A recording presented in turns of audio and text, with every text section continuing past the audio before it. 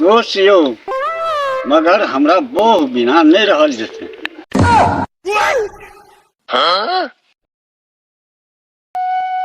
बाप रे बाप, गर्मी एते करे से लोग सबके जीनाई मुश्किल कर देना छै।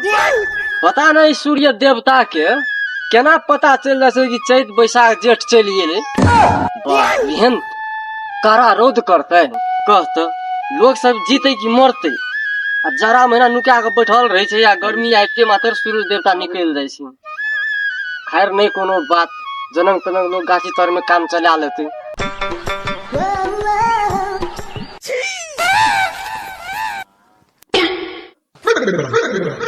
मोर दोस्त यौ कोने चल देलिए, आबू आबू कने खैनी खा लिए आबू।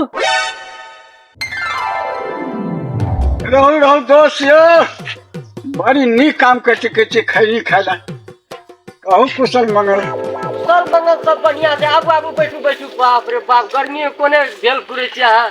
बैठू बैठू। ये दोस्त यौ खैनी खा लियो तब कोनो बात हेते। यो दोस्त यौ अहाँ के एकटा बात मालूम है? हाँ कहू। आइ काल्हि साँझ पड़ते मातर मच्छर कान में गिनगिनावे लागे छै।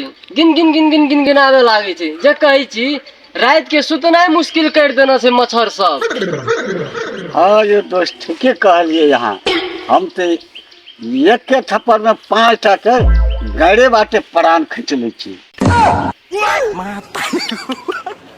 दोस्त यो अहाँ बड़ा खराब आदमी छी, लेकिन के केना के यौ?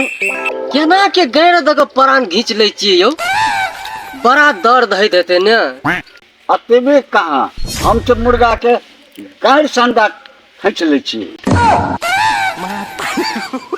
बाप रे बाप, हम तो सोचे छलिए अहाँ खराब छिए, मुदा अहाँ खचरो छिए यौ। दोस्त यौ ई बात ककरो नहीं कहबे। नहीं ई बात तो हम केकरो कहबे न करबे यौ। दोस्त यौ एकटा बात हमरा समझ में नहीं आवे छै। कोन बात यौ? हमरा सबके बियाह चट धन भाई छै आ हमरो के कहाँ है से बियाह यौ? बड़ी समस्या में डाल देलिए यौ। हाँ मुदा एकटा बात छै,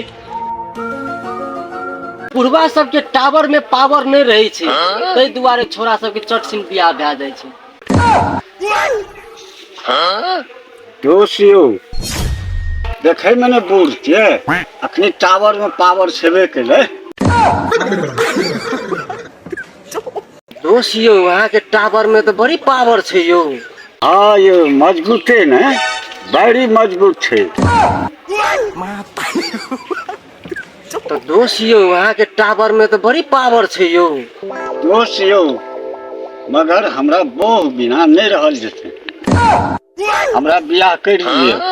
अच्छा ठीक छै, नहीं कोनो बात दोस्त यौ, अहाँ के तो बियाह कर देबै, लेकिन दहेज में की लेबै यहाँ यौ? दहेज में ससुर के बेटी ला लेबै तो ठीक हेते ने यौ? तै मर्दे कहीं के ना यौ, दहेज में कार लिया जाति नहीं दिलकै तब हमर बूढ़ भए गेलै या बियाह करते, 5 किलो के वजन उठबे न करता, 50 किलो के मोगी उठाते।